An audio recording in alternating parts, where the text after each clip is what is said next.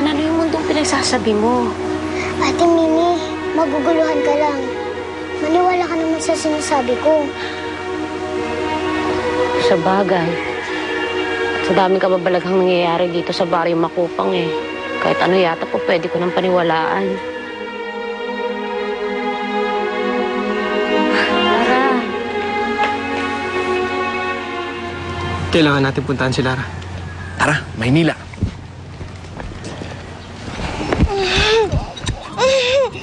Fairness kay Lara. Ang gagawin ko nung humali sa kanya. Siguro, ma-appeal talaga yung mga kasing pangit ni Lara. Ha? Eh, bakit ikaw? Kasing pangit ka ni Lara pero wala nagkakagusto sa'yo. Siya?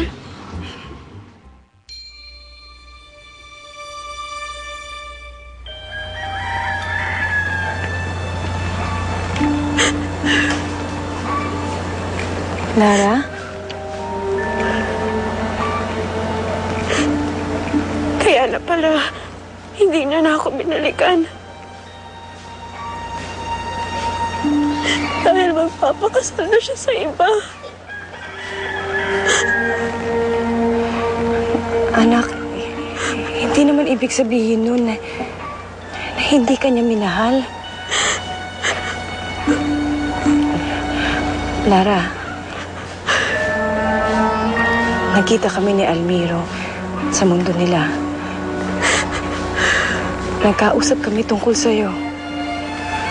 Noong mga panahon na nasa katawan ako ng kanyang ina. Alam ko mahalaga ka sa kanya. Pero Inay, kung mahal niya ako, bakit mo siya magpapakasal sa iba? Dahil kailangan siya sa kaharian nila. At yun lang ang paraan para mailigtas na ito. Pero Inay, paano naman ako, Inay? Paano naman ako? Ako yung nagdusa at naghirap. Ibinigay ko lahat ng pagmamahal ko sa kanya. Tapos ito lang. Inay, ito lang ang kapalit. Ang sumpa na hanggang ngayon, daladala ko pa rin. Lara.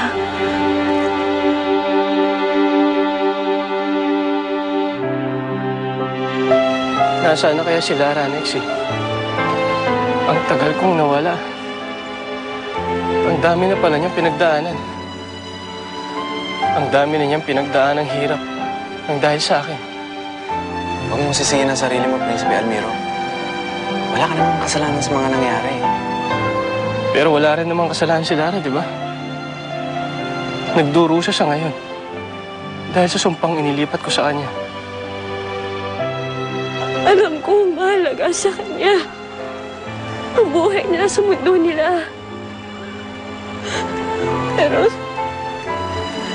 sana naman naisip niya na may iniwan siya dito at may naghihintay po sa kanya. Na hanggang ngayon, patuloy ho na nagmamahal sa kanya at umaasa na babalik pa siya.